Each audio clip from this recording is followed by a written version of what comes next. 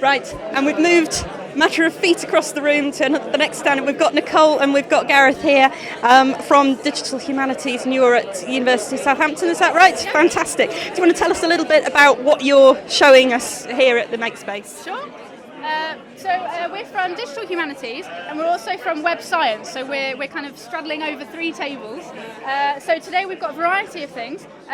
We've got Ben here showing audio and how you can move through sound, looking at music. We're also showing a kind of computational photography, and this is something we've been using a lot in the archaeology department, but again across the humanities. We've also got some cool stuff going on with tangible user interfaces for museums. So Javier Pereda is showing that. And Gareth will talk to you about the 3D printing. Yeah, we've got some examples of 3D printing, which is this is a head that was found on the Porters project, which was an HRC project actually. So we found this head I think in 2009. And really we're interested in finding ways of allowing people access to this, because obviously the original has to stay in Italy. So we've been working with 3D printing and other kinds of visual representations. So it's Excellent. So is there anything that you can demonstrate to us that we can have a look at what kinds of things you're doing? Sure, yeah, I think Javier's is probably the best one to look at. I don't know if you can... Yeah, I think we could probably zoom in there. There we go.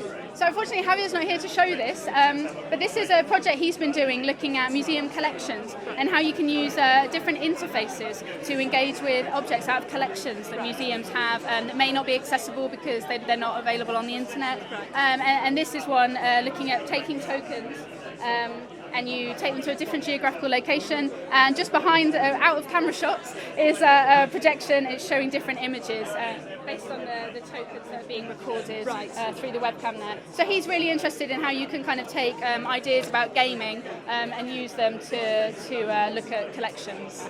Yes, there was mention on Twitter about when gaming and gamification was going to get in. Right, so this is the stand you need to come to for that. Fantastic. So what excites you about the digital transformations theme? So I think for us really it's the potential for engaging a lot more in technologies that we perhaps don't always have access to. Yeah. So we're both based within the archaeology department at the University of Southampton, and we do have some really high-tech stuff, but also it's about kind of getting and talking to people who have different perspectives on that technology. And we've noticed that just from a few conversations today, there are people who are using the same technologies but in a totally different way. And so it's about kind of finding those opportunities and that real kind of... the encouragement to reinforce those connections. Absolutely, really. Finding actually being actively encouraged to go and look for people doing similar things or related things, and that being something, knowing that other people are interested in that. So it's fantastic.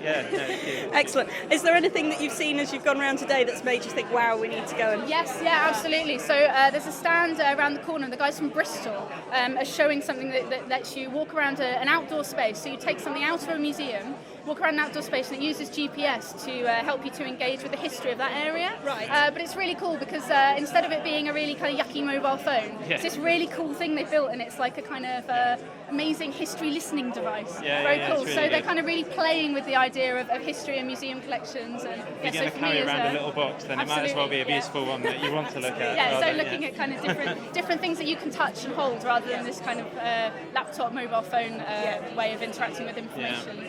Fantastic. Have you seen anything that's...